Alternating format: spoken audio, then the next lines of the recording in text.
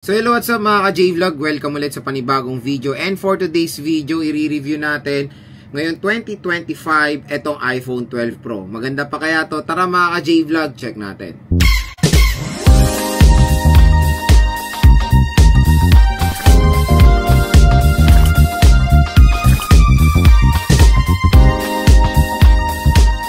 So yun mga J-Vlog, nag-purchase na naman tayo ng isang device sa Green Hills, which is si iPhone 12 Pro. So nabili natin to sa isa nating trusted seller sa Green Hills, si Ate Annette ng ZMB Cellphone Accessories.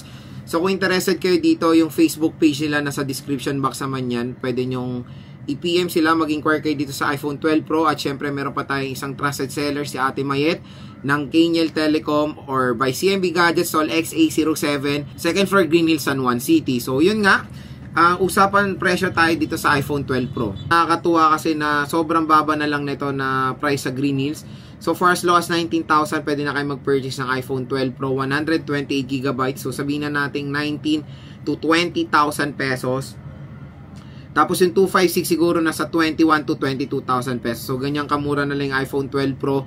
At ang magandang balita naman sa mga legit nating sellers is very makinis naman yung mga devices sila. Ayan. So mamaya papakita ko ng closer look itong iPhone 12 Pro na to. At ang maganda naman sa mga devices nila is yung mga battery health. Usually talaga makakita na kayo ng 12 Pro ngayon nasa 80 plus pataas. Nasa 80 to 89 yung mga karamihan ng range ng 12 Pro ngayon. Kasi na-release to ng 2020. So magpa 5 years ng iPhone 12 Pro.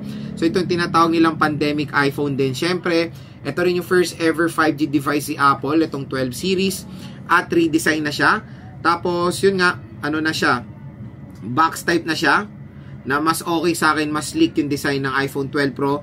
At syempre may upgrade din tayo sa mga camera compare sa iPhone 11 series. So meron din tayong LiDAR scanner dito. When it comes sa triple rear camera system, meron tayong 12 megapixel main, 12 megapixel ultra wide at 12 megapixel telephoto lens.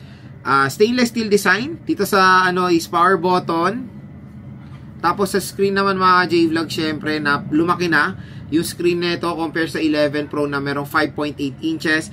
Ito ay merong 6.1 inches Super Retina XDR OLED display. Pero again, standard pa rin na 60Hz refresh rate itong 12 Pro.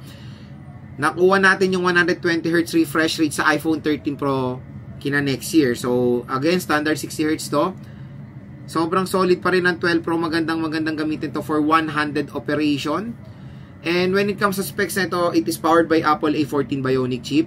So i-game test din natin itong 12 Pro. Abangan nyo na lang. ML, COD, Genshin Impact, yung mga device na, yung mga games na yan, itetest natin dito sa device na to. Syempre, magbibigay rin ako ng photo samples later on neto. Napakalinaw pa rin ng iPhone 12 Pro hanggang ngayon mga ka-J-Vlog. Sobrang solid pa rin ng device na to when it comes sa overall camera quality. Perfect na perfect ditong gamitin for content. Sa mga naghahanap ng isang device na okay pang vlog, okay rin to i-recommend dahil 4K video recording sa rear, 4K video recording sa front facing camera. Yung kanyang form factor is mas prefer ko ng ganitong screen size to make contents or pag nagvo-vlog. Kasi medyo medyo malaki na yung 11 yung mga Pro Max pag nagvo-vlog ako.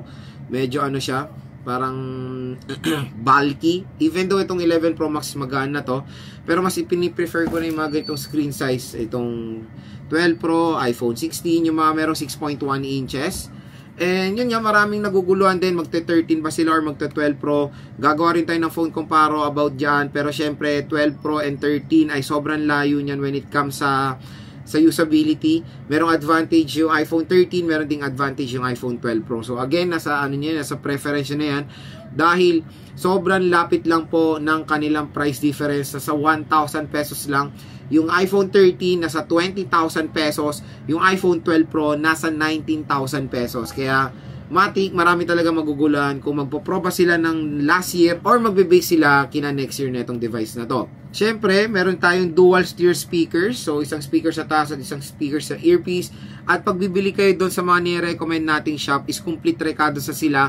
Meron na silang case, charger, and tempered glass. Kung ayaw nyong kunin yung gift box na yan, meron naman silang ino-offer na basic package na mas makakamura pa kayo. So, 19K is a good steal when it comes sa 12 Pro. Yung form factor din niya is very comfortable for gaming for me. Yung Apple A14 is napakatagal pa niyan magiging relevant sa market. Matagal pa yan masosupport ng OS update. Kumbaga, when it comes sa kumbaga, kung naghanap kayo ng pangmatagalang device, maganda rin i-recommend ang iPhone 12 Pro. Yung software niya is very user-friendly, the iOS. So, iba, syempre, ang reason nila para bumili ng iPhone, hindi lang naman sinasabi ay iPhone, pang mayaman lang. Hindi. Yung iba, syempre, karamihan binibili to sa OS. Napakaganda ng iOS, to be honest. Very user-friendly, very optimized, lalo-lalo na yung chipset at yung OS is nag-work as one yan. Kumbaga, pag nag-work as one yung dalawang yan is bibigyan kayo ng snappy smartphone kahit na sobrang tagal na. At napatunayan na ng mga iPhone. So, meron tayo dito mga lumang devices na 12 years na, 13 years na, iPhone 5, iPhone 5C, kumbaga, ang tagal na software update din ng mga devices na yan. So, again, dito sa 12 Pro, matagal nyo pa po magagamit ito. So, ito yung iPhone 12 Pro na na-purchase natin recently sa Green Hills. So, napakaganda na itong device na ito. Napaka-solid. And, tingnan nyo naman yung nakuha natin kay Ate Annette is napakakinis pa ng 12 Pro na to. Pacific Blue. Diba? Kung gusto nyo ng mas premium, compare sa 12 Pro is the perfect go-to nyo. Ayan, no? So, triple rear camera system. Meron tayong main, telephoto and ultra-wide camera at meron tayong LiDAR scanner, matte glass design, tapos stainless steel po. Ayan. Stainless steel. So, sa right side, nandito ang ating power button. Tingnan nyo naman, napakakinis. All original yan. Sa left side is yung ring and silent toggle and yung volume rocker. Sa baba naman is yung lightning port, speaker, grills, at meron tayong microphone. So, dual stereo speakers ang iPhone 12 Pro. Isang speaker sa baba at isang speaker sa earpiece. And ito yung kanyang display. 6.1 inches. Super Retina XDR OLED display. So, syempre, standard na 60Hz refresh rate itong iPhone 12 Pro. Nauso yung 120Hz next year sa iPhone 13 Pro. Camera, explore natin yung camera app ng device na to. So, meron tayong photo mode. So, meron tayong 0.5 for ultra-wide camera and a 2x zoom. Optical zoom to hanggang 10x digital zoom tayo sa photo. Sa video naman, meron din tayong ultra-wide camera hanggang 4K to, 4K 60. And pwede tayong mag-zoom hanggang 6x tayo sa video. Meron tayong slow motion, time-lapse. Tingnan naman, napakalinaw ng camera ng iPhone 12 Pro. Ayan, no? So, magbibigay naman ako ng photo samples nito later on. Tignan nyo, very detailed yung pagka-photo natin dito. Ayan, no? Ganda, solid.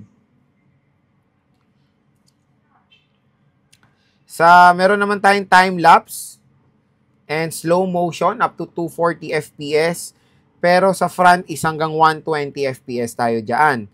Sa photo naman, meron tayong parang slight wide lang. Ayan, no? Software yan, eh. Oh. So, kahit na walang ultra-wide camera, pwede naman natin gawing wider yung ating front-facing camera ng napakakunti lang. Meron din tayong portrait mode sa front-facing camera and even, of course, sa rear camera. Pwede nating magamit yung optical lens niya. Ayan, no? So, pwede tayong mag-optical zoom na 2x sa portrait mode. And, of course, meron siyang panorama.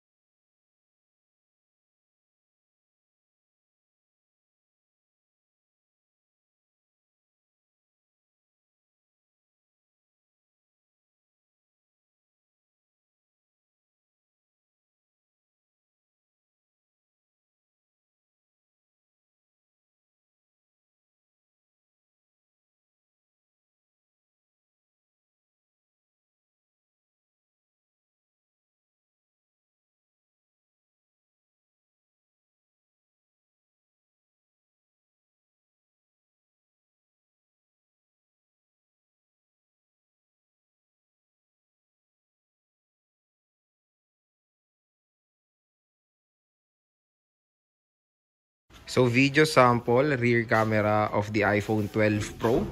So, ang pinaka-max resolution nito is 4K resolution. Pero ang gamit natin is Full HD 1080p.